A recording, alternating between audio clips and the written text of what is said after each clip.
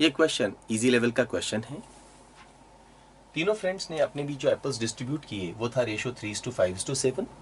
Let us assume एक friend ने लिए 3x एप्पल्स, दूसरे ने 5x और तीसरे ने 7x एप्पल्स। इनका सम हो गया है 15x। हमें यही वैल्यू निकालनी है। तो टोटल एप्पल्स थे 15x, इन्होंने कंज्यूम कर लिए 16। अब जो बचे हैं वो 7x के इक्वल है, ये क्वेश्चन में हमें गिवन है। So 8x is equal to 16, x is equal to 2. Therefore, total number of apples initially was 15 into 2 or 30.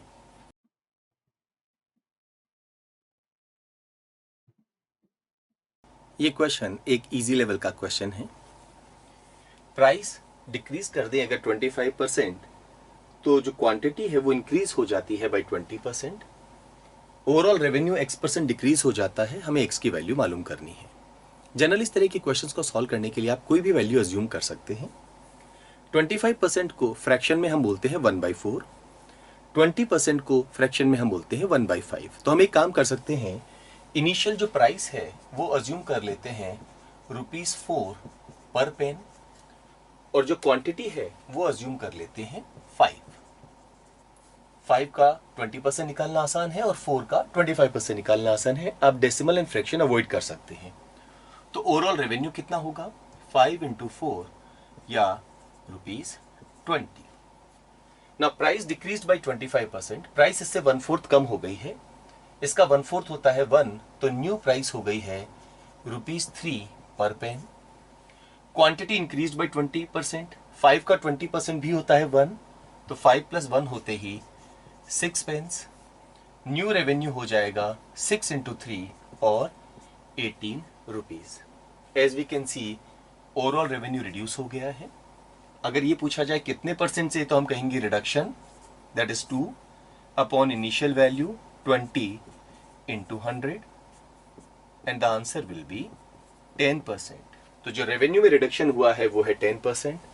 Question में ये हमें x% गिवन है, सो x की जो वैल्यू होगी वो इक्वल होगी 10 की।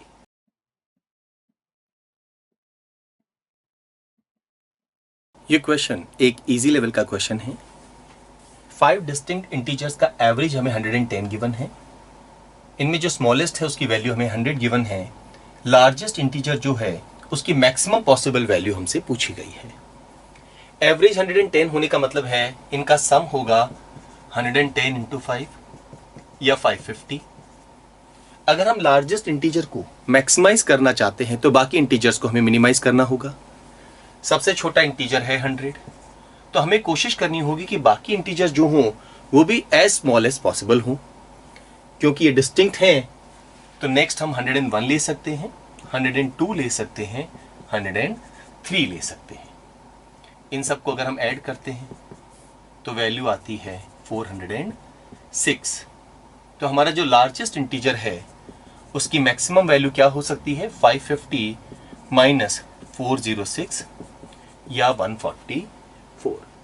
अगर हम इन तीन में से किसी भी इंटीजर को बड़ा कर देंगे तो हमारा जो लार्जेस्ट इंटीजर है उसकी वैल्यू कम हो जाएगी, क्योंकि ये सम बढ़ जाएगा। तो इसकी मैक्सिमम वैल्यू क्या हो सकती है? 144। ये क्वेश्चन एक मॉडरेट लेवल का क्वेश्चन है। Compound interest on a certain sum for 2 years is twice the simple interest on the same sum. हमें रेट ऑफ इंटरेस्ट पता करनी है। अलग अलग तरीके अवेलेबल हैं इस क्वेश्चन को सॉल्व करने के। पहले हम सिस्टमेटिक तरीके का इस्तेमाल करते हैं। मान लीजिए प्रिंसिपल है P, रेट ऑफ इंटरेस्ट है R%। तो पहले साल का अगर हम कंपाउंड इंटरेस्ट कैलकुलेट करें या सिंपल इंटरेस्ट कैलकुलेट करें, वो दोनों ही P पर कैलकुलेट होंगे। तो R% ऑफ द प्रिंसिपल हमारा फर्स्ट ईयर का कंपाउंड या सिंपल इंटरेस्ट कहा जा सकता है। लेट अस से ये वैल्यू है A। जब हम सेकेंड ईयर की इंटरेस्ट की कैलकुलेशन करते हैं तो सिंपल इंटरेस्ट के केस में तो अभी भी वो प्रिंसिपल पे कैलकुलेट होगा, यानी अभी भी हमारा सिंपल इंटरेस्ट क्या होगा? A। कंपाउंड इंटरेस्ट के केस में ये कैलकुलेशन प्रिंसिपल पे ना होके अमाउंट आफ्टर फर्स्ट ईयर पे होगी। अमाउंट आफ्टर फर्स्ट ईयर क्या होगा? प्रिंसिपल प्लस इंटरेस्ट, तो नेक्स्ट ईयर की जो कंपाउंड इंटरेस्ट की कैलकुलेशन होगी वो इस वैल्यू पे होगी, that means R% of P plus A। इसको हम लिख सकते हैं R% of P plus R% of A। R% of P तो हमें मालूम है A है, R% of A let us से B है। तो यहां कंपाउंड इंटरेस्ट जनरेट हुआ है A, यहां कंपाउंड इंटरेस्ट जनरेट हुआ है A plus B। Total compound interest generate हुआ है twice of A plus B। ये डबल है किसके? सिंपल इंटरेस्ट के। 2 सालों में सिंपल इंटरेस्ट जनरेट हुआ है A प्लस A या 2A। सॉल्व करते हैं। 2A plus B is equal to 4A, B is equal to 2A। एक बार हमारे पास में B की वैल्यू आ गई। अब रेट हमें कैलकुलेट करने में दिक्कत नहीं होगी, because R% of A is equal to B, so R% of A is equal to B which is equal to 2A। R over 100 into A is equal to 2A।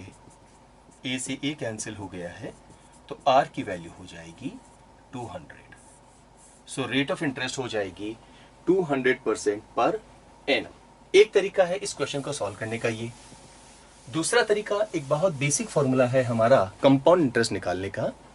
ये formula होता है x plus y plus x y over 100। ये formula हम हर उस जगह इस्तेमाल कर सकते हैं जहां भी सक्सेसिव परसेंटेज इंक्रीज या परसेंटेज डिक्रीज हो रहे हों। कंपाउंड इंटरेस्ट के केस में हम पहले प्रिंसिपल को R% बढ़ा देते हैं, फिर जो अमाउंट आता है उसे अगेन R% बढ़ा देते हैं। यहां पर ये सक्सेसिव इंक्रीज का कंसेप्ट लग रहा है, तो कंपाउंड इंटरेस्ट के लिए हम ये फॉर्मूला यूज कर सकते हैं। R plus R into R that is R² over 100% of the principal हमारा कंपाउंड इंटरेस्ट होगा। और ये वैल्यू किसके इक्वल होगी? ट्वाइस ऑफ सिंपल इंटरेस्ट के। सिंपल इंटरेस्ट हर बार प्रिंसिपल पे कैलकुलेट होता है, यानी R% of the principal first year में, R% of the principal second year में, तो हम कहेंगे 2R% ऑफ द प्रिंसिपल। ये प्रिंसिपल जो लिखा है इसे हम कैंसिल कर सकते हैं। परसेंटेज साइन जो है वो यहां भी है और यहां भी है, इसे भी हम कैलकुलेट कैंसिल कर सकते हैं। R प्लस R हो गया है 2R, so 2R plus R² over 100 is equal to 4R। यहां पर 2R उधर ले जाएंगे तो ये हो जाएगा 2R। R से R हम कैंसिल कर सकते हैं। वैसे तो R को हम सब्ट्रैक्ट करेंगे, पर R की वैल्यू उस केस में 0 आ जाएगी जो अलाउड नहीं है, तो R की वैल्यू हो जाएगी 200। इसी क्वेश्चन को सॉल्व करने के लिए हम ऑप्शंस का सहारा भी ले सकते थे। One of the option is given 200%।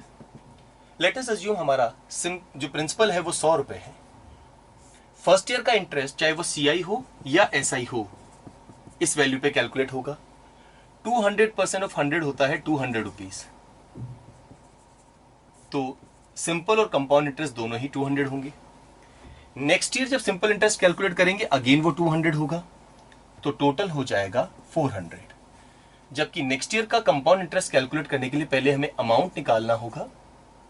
Amount का 200% होगा 600, यानी फाइनली हमारा अमाउंट 900 हो जाएगा। हमारा टोटल कंपाउंड इंटरेस्ट 800 रुपीज है, टोटल सिंपल इंटरेस्ट 400 रुपीज है। हम देख सकते हैं कंपाउंड इंटरेस्ट सिंपल इंटरेस्ट का डबल है, तो rate of interest should be 200%। ये क्वेश्चन एक इजी टू मॉडरेट लेवल का क्वेश्चन है।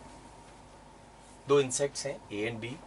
जब वो एक दूसरे की तरफ फ्लाई करते हैं तो वो U मिनट्स में एक दूसरे को पास करते हैं। उनके बीच में डिस्टेंस x मीटर गिवन है और उनकी स्पीड हम अज्यूम कर लेते हैं A metre per minute and B metre per minute respectively. ऐसे ही जब दोनों सेम डायरेक्शन में फ्लाई करते हैं तो एक दूसरे को पास करने में इन्हें V मिनट्स लगते हैं। यहाँ पर A हमने अज्यूम किया है B से बड़ा है, B ओवर A की वैल्यू हमें मालूम करनी है। रिलेटिव स्पीड कंसेप्ट का इस्तेमाल करते हुए time to pass each other in the first case is equal to distance over relative speed. क्योंकि एक दूसरे की तरफ आ रहे हैं, रिलेटिव स्पीड निकालने के लिए हम इन्हें ऐड कर देंगे। सेकेंड केस में time to pass each other is equal to distance over relative speed, this is A minus B, faster minus slower, they are moving in the same direction. अगर इसे हम इससे डिवाइड करते हैं तो we get U over V is equal to X over A plus B divided by X over A minus B. ये X से X हम कैंसिल कर सकते हैं. So U over V is equal to A minus B over A plus B. Further solve करते हैं. U into A plus U into B, V into A minus V into B. ये minus B भी हम इधर ले आते हैं और यू ए को हम उस तरफ ले जाते हैं. तो U into B plus V into B, V into A minus U into A, B we can take common, U plus V, A we can take common, V minus U. Therefore B over A is equal to V minus U over V plus U या U plus V. ये question एक moderate level का question है. दो alloys हैं P and Q. यहाँ copper and zinc का ratio हमें मालूम है. इन दोनों अलॉयज को अगर हम A:B के रेशियो में बाय वेट मिक्स करते हैं तो एक अलॉय R आता है जहाँ कॉपर एंड जिंक का रेशियो 1:1 है. क्वेश्चन पूछा गया है अगर हम इन्हें B:A के रेशियो में बाय वेट मिक्स करें तो जो अलॉय S आएगा वहाँ कॉपर और जिंक का रेशियो क्या होगा. इस तरह के क्वेश्चन को सॉल्व करने की सिंपल अप्रोच हो सकती है. आप अलॉय P की जो क्वांटिटी है उसे मान लें A और इसे मान लें B. अब टोटल कॉपर एंड टोटल जो जिंक है वो हम पता कर सकते हैं. यहाँ कॉपर हो जाएगा 5/7 इंटू A और जिंक हो जाएगा 2/7 इंटू A. यहाँ कॉपर हो जाएगा 3/7 इंटू B और यहाँ जिंक हो जाएगा 4/7 इंटू B. क्योंकि ये दोनों का रेशियो 1:1 है R अलॉय में, हम ये कह सकते हैं कि दोनों आपस में इक्वल हैं. जैसे ही हम इन दोनों को इक्वल करेंगे सो 2/7 A प्लस 4/7 B, इसको हम इसके इक्वल करेंगे. हम एलसीएम 7 ले सकते हैं दोनों तरफ और वो कैंसिल हो जाएगा. तो 5A plus 3B is equal to 2A plus 4B हमारे पास बचेगा. 3A is equal to B, that is A is to B is equal to 1:3. तो A और B का रेशियो हमारे पास में आ गया है 1:3. क्वेश्चन ये पूछा गया है कि अगर हम इन दोनों अलॉयज को B:A के रेशियो में दैट इज 3:1 के रेशियो में मिलाएं तो जो अलॉय S हमें मिलेगा उसमें कॉपर और जिंक का रेशियो क्या होगा. अगेन इस क्वेश्चन को सॉल्व करने के लिए हम यहाँ पर कॉपर की क्वांटिटी निकाल लेते हैं. लेट अस से ये बाय वेट 3 यूनिट्स है और ये बाय वेट 1 यूनिट है. तो कॉपर हो जाएगा 5/7 इंटू 3 और यहाँ पर कॉपर हो जाएगा 3/7 इंटू 1. यहाँ जिंक हो जाएगा 2/7 इंटू 3 एंड यहाँ जिंक हो जाएगा 4/7 इंटू 1. अगेन हम 7 एलसीएम लेंगे तो वो कैंसिल हो जाएगा. तो ये 5 इंटू 3 15 प्लस 3/6 प्लस 4 18/10 या 9/5. तो हमारा जो डिजायर्ड रेशियो होगा वो होगा 9:5. Ashok purchased pens and pencils in the ratio 2:3 during his first visit and paid ₹86 to the shopkeeper. During his second visit, he purchased pens and pencils in the ratio 4:1 and paid ₹112. The cost of a pen as well as a pencil in rupees is a positive integer. If Ashok purchased 4 pens during his second visit, then the amount he paid in rupees for the pens during the second visit is. मैं suggest करूंगा कि आप video को pause करके पहले इस question को खुद सॉल्व करने की कोशिश करें और बाद में आप इसका सॉल्यूशन देखें. इस क्वेश्चन को करने के लिए आपको मैक्सिमम 2 मिनट का टाइम लेना चाहिए. ये क्वेश्चन एक मॉडरेट लेवल का क्वेश्चन है. पेन्स एंड पेंसिल्स हमने परचेज की हैं. 2 विजिट्स हैं. हमें ना तो क्वांटिटी पता है फर्स्ट विजिट की, कितने पेन और कितने पेंसिल, पर उनका रेशियो है 2:3. लेट अस से 2n पेन खरीदे गए हैं और 3n पेंसिल्स खरीदी गई. सेकेंड विजिट में ये रेशियो है 4:1, बट यहाँ पर ये गिवन है कि सेकेंड विजिट में ही परचेज्ड 4 पेन्स. तो यहाँ हमें मालूम है 4 तो पेन खरीदे गए हैं और 1 पेंसिल खरीदी गई है। अच्छा, पेन की किस कीमत पे अवेलेबल है? लेट अस से at the rate rupees x पर पेन, और ये अवेलेबल है at the rate rupees y पर पेंसिल। यहाँ टोटल अमाउंट पे किया गया है 86 रुपीज और यहाँ टोटल अमाउंट पे किया गया है 112 रुपीज। तो सबसे पहले हम इक्वेशन फॉर्म करते हैं। टोटल अमाउंट जो हमने पे किया है वो होगा 2n into x, so this is 2n into x plus 3n into y. First case की अगर हम बात करें, दिस इज इक्वल टू 86। हम यहाँ पर n कॉमन ले लें तो होगा 2x plus 3y is equal to 86। ये हमारा फर्स्ट केस हो गया है। सेकेंड केस की अगर हम बात करें तो टोटल अमाउंट पे किया गया होगा 4x plus 1 into y, that is y is equal to 112। ये वैल्यू अब हमारे पास आ गई है। यहां पर अगर हम दोनों तरफ डबल कर दें तो ये क्या हो जाएगा? n into 4x plus 6y is equal to 172। इसे ब्रेक कर देते हैं। n 4x plus y plus 5y is equal to 172। 4x plus y की जगह लिख सकते हैं 112, तो ये हो जाएगा n into 5y plus 112 is equal to 172। Now n जो है वो एक कम से कम इंटीजर की जो लोएस्ट वैल्यू है पॉजिटिव इंटीजर की 1, वो होना चाहिए। तो ये 1 हो सकता है, 2 हो सकता है, ये डेसिमल में नहीं हो सकता। दैट मीन्स इन दोनों का प्रोडक्ट इसके इक्वल हो रहा है।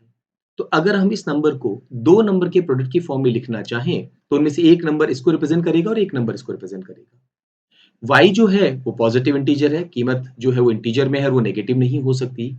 दैट मीन्स ये वाला जो पार्ट होगा वो हर हालत में 112 से तो बड़ा होगा। तो 172 का सिर्फ एक ही पेयर है जो हमारे काम का है यहाँ पर, और वो है 1 इंटू 172। इसको हम 2 इंटू 86 नहीं कर सकते, बिकॉज 2 की वैल्यू अगर n के इक्वल करेंगे तो 86 इसके इक्वल हो जाएगा, तब y की वैल्यू नेगेटिव हो जाएगी। इसका मतलब है यही इकलौता सॉल्यूशन हमारे पास पॉसिबल है। कंपेयर करेंगे तो n की वैल्यू आ जाएगी 1 और 5y प्लस 112 जो है वो इक्वल हो जाएगा 172 के। तो 5y इक्वल हो जाएगा 60 के, y की वैल्यू 60 अपॉन 5 करने पर 12 रुपीज आ जाएगी। एक बार y की वैल्यू हमारे पास आ गई, इसको यहां सब्स्टिट्यूट कर दें तो 4x इज इक्वल टू 100। यही हमसे क्वेश्चन में पूछा गया है। यहाँ पर इंडिविजुअल पेन जो है उसकी रेट हमें निकालने की जरूरत नहीं कि वो 25 रुपीज का है।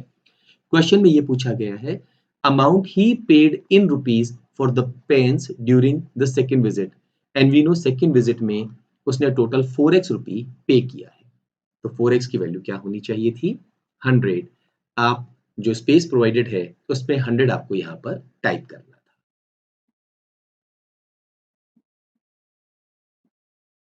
Two friends run a 3-kilometer race along a circular course of length 300 meters.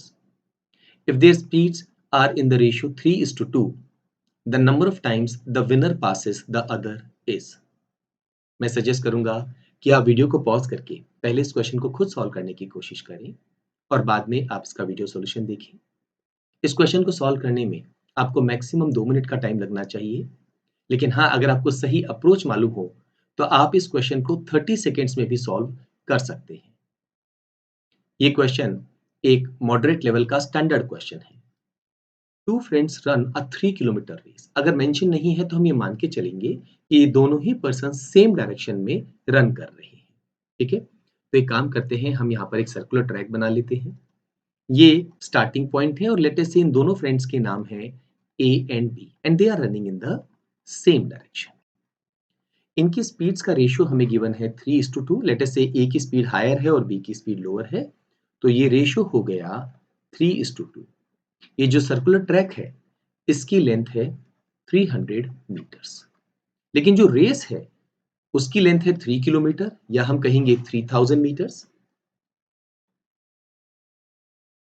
तो अगर कोई पर्सन इस रेस को जीतता है तो उसे 3000 मीटर भागने के लिए टोटल 10 राउंड्स लगाने होंगे। सर्टेनली ए जो है, क्योंकि उसकी स्पीड फास्टर है, वो विनर होगा। क्वेश्चन ये पूछा है कि कितनी बार ए बी को ओवरटेक करेगा या पास करेगा। क्वेश्चन जो है ये टाइम स्पीड डिस्टेंस में सर्कुलर रेसेस पर बेस्ड क्वेश्चन है। यहाँ एक बहुत बेसिक रूल काम करता है। जब भी दो रनर्स सेम डायरेक्शन में जाते हैं, आई होप कि आपको कंसेप्ट बिल्कुल क्लियरली मालूम होंगे। जब भी दो रनर्स सेम डायरेक्शन में रन करते हैं, एक साथ दौड़ना शुरू करते हैं, तो फास्टर पर्सन स्लोअर पर्सन को तब ओवरटेक करेगा जब वो उसके मुकाबले एक राउंड एक्स्ट्रा चलेगा। ना मान लीजिए स्लोअर पर्सन ने 2.5 राउंड्स चले हैं और फास्टर पर्सन ने 3.5 राउंड चले हैं। दैट मीन्स वो दोनों ही पर्सन वापस एक साथ आ गए, क्योंकि मान लीजिए स्लोअर पर्सन चल रहा है 1 round, then 2 round and then वो यहां पहुंच गया, और फास्टर पर्सन ने 1 राउंड, 2 राउंड, 3 राउंड और वो भी यहां पहुंच गया, तो दे आर अगेन टुगेदर। तो एक बेसिक थंब रूल है यहाँ पर, फास्टर पर्सन को एक राउंड एक्स्ट्रा चलना है पहली बार दूसरे पर्सन को ओवरटेक करने के लिए या पास करने के लिए। अब यहां पर भी आप सही अप्रोच का इस्तेमाल करें। इनकी स्पीड्स का रेशियो है 3:2। दैट मीन्स अगर ए 3 मीटर रन करता है तो बी 2 मीटर रन करता है, ए 300 मीटर रन करता है तो बी 200 मीटर रन करता है। ए अगर 3 राउंड्स लगाता है तो उतनी ही देर में जो बी होगा वो 2 राउंड्स लगाएगा, बिकॉज इनकी स्पीड्स का रेशियो 3:2 है। तो जब ए 3 राउंड लगाएगा तो बी 2 राउंड्स लगाएगा, यानी ए बी के मुकाबले एक राउंड एक्स्ट्रा चलेगा, और जब भी वो एक राउंड एक्स्ट्रा चलता है वो बी को ओवरटेक करता है। यानी पहली बार ओवरटेक वो कब करेगा? जब ए 3 राउंड्स पूरे कर चुका होगा। जब ये 6 राउंड्स पूरे कर चुका होगा तो दूसरी बार ओवरटेक करेगा, और जब ये 9 राउंड्स चलेगा तब ये तीसरी बार उसको ओवरटेक करेगा। हाँ, अगर ये 12 राउंड्स चले तो चौथी बार भी ओवरटेक कर लेगा, लेकिन ये रेस जो है वो 10 राउंड्स की है। इसका मतलब ए जो है वो बी को सिर्फ 3 बार ही ओवरटेक करेगा या 3 बार ही पास करेगा।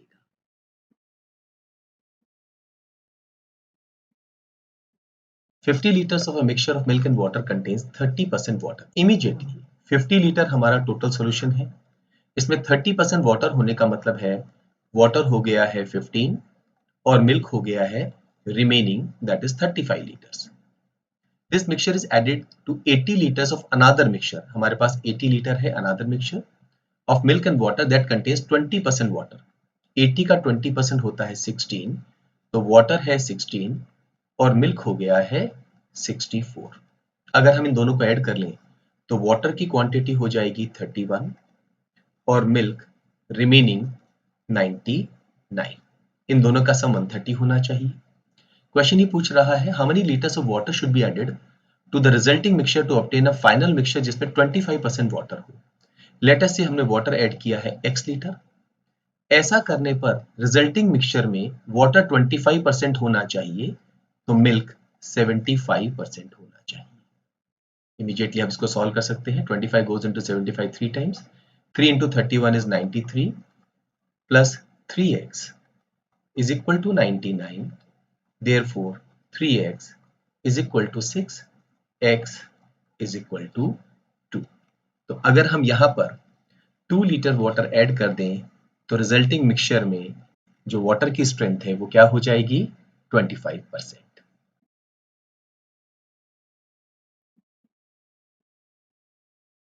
Three workers working together need 1 hour to construct a wall. The first worker working alone can construct the wall twice as fast as the third worker. अगर ये twice as fast as the third worker wall को construct कर सकता है तो काम को करने में जो टाइम लेगा थर्ड वर्कर के मुकाबले वो हाफ होगा। यहाँ एक काम करते हैं, हम 3 वर्कर्स को नाम दे देते हैं। फर्स्ट वर्कर को A, सेकेंड वर्कर को B और थर्ड वर्कर को C। Suppose third worker wall को कंस्ट्रक्ट करने में 2x आवर्स ले रहा है, तो जो फर्स्ट वर्कर होगा वो सिर्फ x आवर्स लेगा, क्योंकि वो ट्वाइस स्पीड से काम करता है तो टाइम टेकन हाफ होगा। मैंने जानबूझ के यहाँ पर वैल्यू 2x ली है जिससे कैलकुलेशन में हम फ्रैक्शन को अवॉइड कर सकें।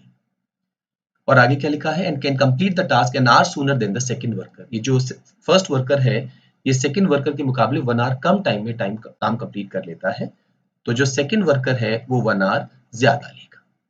ओके, तीनों मिलके कितने आवर्स ले रहे हैं? 1 आवर। तो यहाँ पर एक काम कर सकते हैं, ए का 1 आवर वर्क निकाल लें, ये होगा 1/x, प्लस बी का 1 आवर वर्क निकाल लें, ये होगा 1/x + 1, और सी का 1 आवर वर्क निकाल लें, ये होगा 1/2x। और अगर हम तीनों को ऐड कर दें तो इनका कंबाइंड 1 आवर वर्क आ जाएगा 1/1। यहाँ पर हम एलसीएम ले लेते हैं 2x इंटू एक्स प्लस 1। तो यहाँ हमारे पास वैल्यू आएगी, x कैंसिल हो जाएगा, 2 इंटू एक्स प्लस 1, या लिख सकते हैं 2x plus 2। x plus 1 cancel हो जाएगा तो यहाँ वैल्यू आएगी 2x, 2x कैंसिल हो जाएगा तो यहाँ वैल्यू आएगी x plus 1, this is equal to 1।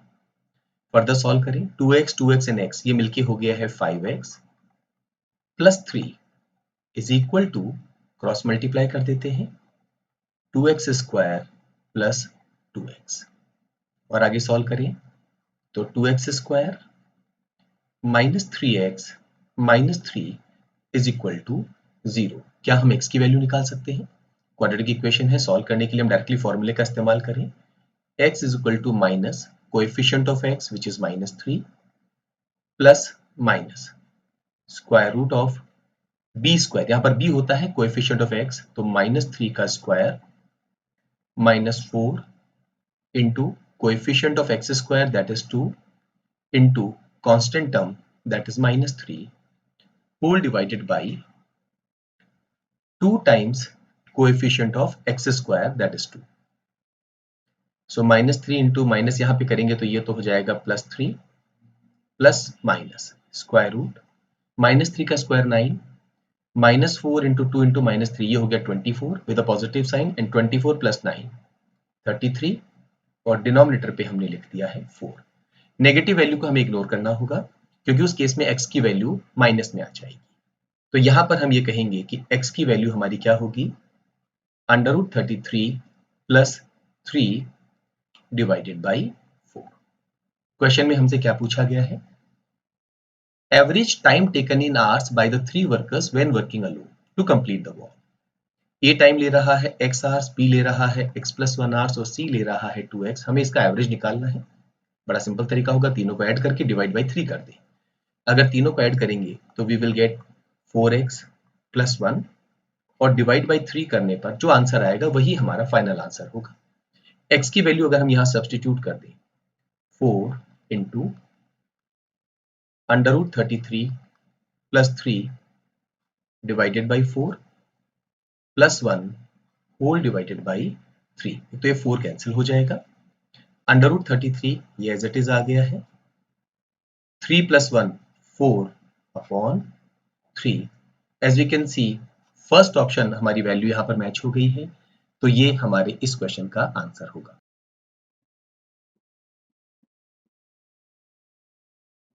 ये क्वेश्चन एक इजी टू मॉडरेट लेवल का क्वेश्चन है। Ashok started a business with a certain investment. After few months, Bharat joined him, investing half amount of Ashok's initial investment. At the end of the first year, the total profit was divided between them in the ratio 3:1. Bharat joined after how many months? इसको थोड़ा सा समझने के लिए हम एक काम कर सकते हैं। यहाँ पर अशोक ने ज्वाइन किया, लेट अस से अशोक हम रिप्रेजेंट कर रहे हैं ए से। आफ्टर सम मंथ्स, कितने मंथ्स के बाद में, लेट अस से एक्स मंथ्स के बाद में बी ने भी ज्वाइन किया। बी ने जो अमाउंट इन्वेस्ट किया वो ए के अमाउंट का हाफ था। क्योंकि पूरा क्वेश्चन रेशियो में चल रहा है, आप कोई भी वैल्यू अज्यूम करके क्वेश्चन को सॉल्व कर सकते हैं। मान लीजिए अशोक ने इन्वेस्टमेंट किया है 2 रुपए का और भरत ने इन्वेस्टमेंट किया है 1 रुपए का। अशोक का जो इन्वेस्टमेंट है वो है फॉर 12 मंथ्स, जबकि भरत का इन्वेस्टमेंट है 1 इंटू, हम यहां पर लिख देंगे 12 माइनस एक्स मंथ्स। हमने इन्वेस्टमेंट को और टाइम पीरियड को मल्टीप्लाई कर दिया है। इसको हम ये कह सकते हैं मंथली इक्विवेलेंट इन्वेस्टमेंट। पार्टनरशिप का बेसिक कंसेप्ट है जो हमें यहाँ पर यूज करना है। आपने जो अमाउंट इन्वेस्ट किया और जितने टाइम पीरियड के लिए आपने इन्वेस्ट किया उसका प्रोडक्ट हम निकाल लेते हैं, और अगर कोई और चीज मेंशन ना हो तो जो प्रॉफिट होता है हम उस रेशियो में डिवाइड कर देते हैं। प्रॉफिट का रेशियो हमें गिवन है 3:1। एक्स की वैल्यू हमें मालूम करनी है। 3 गोज इनटू 12 4 टाइम्स, 4 इंटू 2 ये हो गया है 8 is equal to 12 minus x, therefore x is equal to 4। Third option हमारे इस क्वेश्चन का आंसर होगा।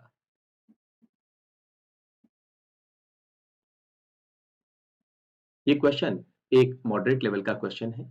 हमें 6 स्टूडेंट्स के एवरेज मार्क्स गिवन है 64। तो अगर हम इनके टोटल मार्क्स निकालना चाहें तो 64 को हमें 6 से मल्टीप्लाई करना होगा और हमारी वैल्यू आ जाएगी 384. All the students got different marks. One of the students obtained 70 marks. तो एक स्टूडेंट के मार्क्स तो हो गए हैं 70 and all other students scored 40 or above. यानी किसी के 40 हो सकते हैं, किसी के 41, किसी के 42 and so on. The maximum possible difference between the second highest and the second lowest. Now क्योंकि हम गैप को मैक्सिमाइज करना चाहते हैं तो हम क्या करेंगे, सेकंड लोएस्ट को जितना लोएस्ट पॉसिबल हो वहां रखेंगे और सेकंड हाईएस्ट को जितना बड़ा कर सके वहां करेंगे. तो यहाँ एक काम करते हैं, लोएस्ट के मार्क्स अज्यूम कर लेते हैं 40, सेकंड लोएस्ट के मार्क्स अज्यूम कर लेते हैं 41 और थर्ड लोएस्ट के मार्क्स अज्यूम कर लेते हैं 42. अब तक हमारे पास 4 लोगों के स्कोर आ गए हैं. अब बाकी बचे जो 2 लोग हैं उनके स्कोर को हम मैक्सिमाइज करने की कोशिश करेंगे. पहले तो हम इसको ऐड कर लें कि अब तक कुल कितने मार्क्स हो चुके हैं. ये हो चुका है 123. इसमें अगर हम 70 भी ऐड कर दें तो ये वैल्यू हो जाएगी 193. अगर हम 193 को यहां से सब्ट्रैक्ट कर दें तो 191 बाकी बचे हुए जो 2 स्टूडेंट्स हैं उनके टोटल मार्क्स हैं. हम चाहते हैं second highest should be as large as possible. तो लार्जेस्ट और सेकंड लार्जेस्ट में भी गैप सबसे कम होना चाहिए. अदरवाइज क्या होगा, अगर हमने लार्जेस्ट को ज्यादा बड़ा कर दिया तो सेकंड लार्जेस्ट को छोटा करना पड़ेगा. इसका एक ही तरीका होगा, इसको आप 2 से डिवाइड कर दीजिए. 2 से डिवाइड करने पर यू विल गेट 95.5. पर डेसिमल में हम मार्क्स नहीं ले रहे हैं तो जो हाईएस्ट है उसके मार्क्स आएंगे 96 और जो सेकंड हाईएस्ट है उसके मार्क्स 95. अब अगर हमने हाईएस्ट को बढ़ा दिया तो सेकंड हाईएस्ट कम हो जाएगा. उस केस में हमें जो डिफरेंस है वो कम मिलेगा. तो ये हमारा सेकंड हाईएस्ट मार्क्स होगा, ये हमारा सेकंड लोएस्ट मार्क्स होगा और इन दोनों का डिफरेंस अगर हम निकालते हैं तो वो होगा 54. देयरफॉर ये वाला जो ऑप्शन है वो हमारे इस क्वेश्चन का आंसर होगा.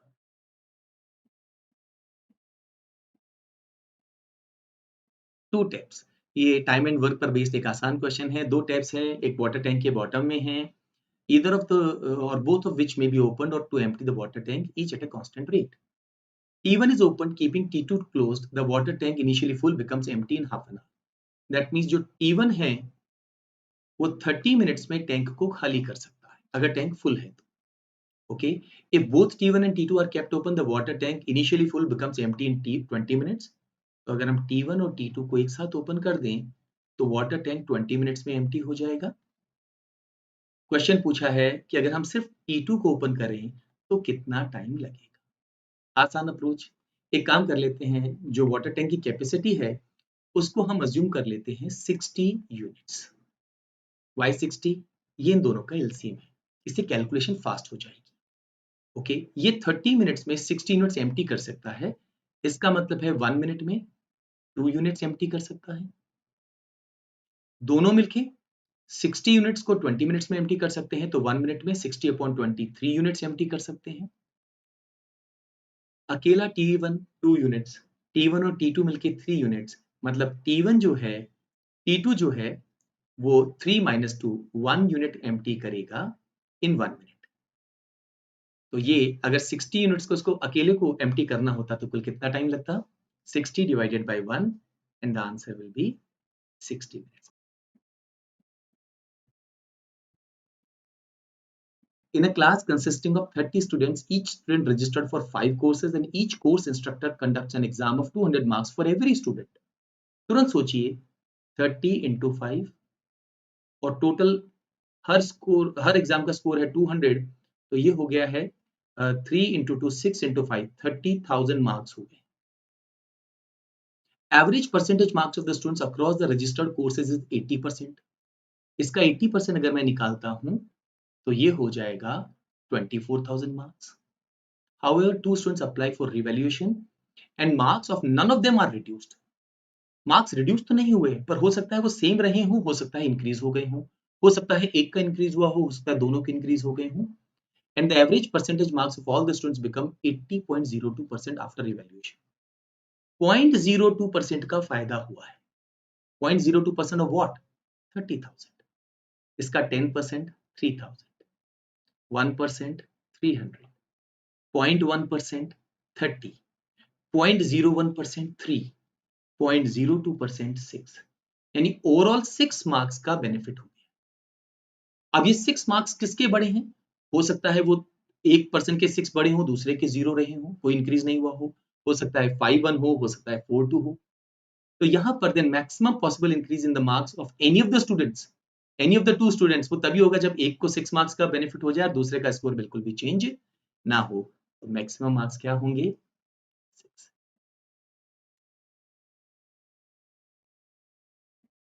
टाइम, स्पीड एंड डिस्टेंस पर बेस्ड एक इजी लेवल का question. A train left point A at 12 noon. इसको थोड़ा सा हम रिप्रेजेंट कर लेते हैं। लेट अस से हमारी जो फर्स्ट ट्रेन है उसको हमने नाम दे दिया है T1. It leaves point A at 12 noon, so let's say 12 p.m. Another train started from point A in the same direction, say T2, 2 hours later, that is at 2 p.m. Okay, it overtook the first train at 8 p.m. Let us say 8 p.m. पे दोनों trains यहाँ पे cross करती हैं। इसका मतलब है जितना डिस्टेंस हमारी ट्रेन 1 ने 8 आवर्स में चला है, उतना डिस्टेंस हमारी train 2 p.m. to 8 p.m. 6 hours में चलती है। तो सेम डिस्टेंस कवर करने में इन्होंने जो टाइम लिया है उसका रेशियो 8:6 या 4:3। तो इनकी स्पीड्स का रेशियो जिसको हम v1 और v2 से रिप्रेजेंट कर रहे हैं वो इसका रेसिप्रोकल होगा। अगर डिस्टेंस सेम हो, आपको टाइम रेशियो गिवन है, तो स्पीड रेशियो उसका रेसिप्रोकल होता है, दैट इज 3:4। एक और चीज यहाँ गिवन है, it is known that the sum of the speeds of the two trains is 140। तो 140 को 3:4 के रेशियो में अगर हम डिवाइड करेंगे तो ये 60 किलोमीटर और ये 80 किलोमीटर आ जाएगा। दैट मीन्स हमारी ट्रेन 1 की स्पीड है 60 किलोमीटर पर आवर और ट्रेन 2 की स्पीड है 80 किलोमीटर पर आवर। क्वेश्चन में क्या पूछा गया है? Then at what time would the second train overtake the first train if instead the second train had started from point in the same direction 5 hours after the first train? Question ये पूछा गया अगर हमारी ये train 2 बजे रवाना ना होके 5 बजे रवाना होती 5 PM पे, तो बताइए कितने बजे ये ट्रेन 1 को मिलेगी? क्या करना होगा? 12 PM पे ये ट्रेन डिपार्ट करती है, 5 PM पे ये ट्रेन डिपार्ट करती है, 5 आवर्स में हमारी ट्रेन 1 यहाँ पहुंच जाएगी। कितना डिस्टेंस? 5 into 60, 300 किलोमीटर वो कवर कर चुकी होगी। दैट मीन स्टार्टिंग पॉइंट से हमारी ट्रेन 300 किलोमीटर आगे जा चुकी है। ट्रेन 1 की स्पीड अभी भी कितनी है? 60, और अब टाइम क्या हो चुका है? 5 PM। ये ट्रेन इस ट्रेन को कब कैच करेगी? जब ये गैप खत्म हो जाएगा। तो इसका बड़ा सिंपल सा फॉर्मूला है, gap to be covered upon the relative speed. याद रखिए, हमें ये नहीं पता करना है कि ट्रेन 2 को 300 किलोमीटर चलना है, ट्रेन 2 को 300 किलोमीटर का गैप कवर करना। एंड रिलेटिव स्पीड कहलाती है gap covered in unit time. तो 300 किलोमीटर का गैप कवर करना है। रिलेटिव स्पीड कैसे निकालेंगे? When the objects are moving in the same direction we take the difference of these two values. So 80 - 60 that is 20। So 15 hours अभी और लगेंगे train 2 को ट्रेन 1 को कैच करने में। दैट मीन्स 15 आवर्स की कैलकुलेशन हम कहां से करेंगे? 5 PM से। 5 PM प्लस 15 आवर्स। तो ये 5 PM 12 आवर्स ऐड किया तो ये हो गया 5 AM प्लस 3 आवर्स, यानी 8 AM next day. Third option हमारे इस क्वेश्चन का आंसर।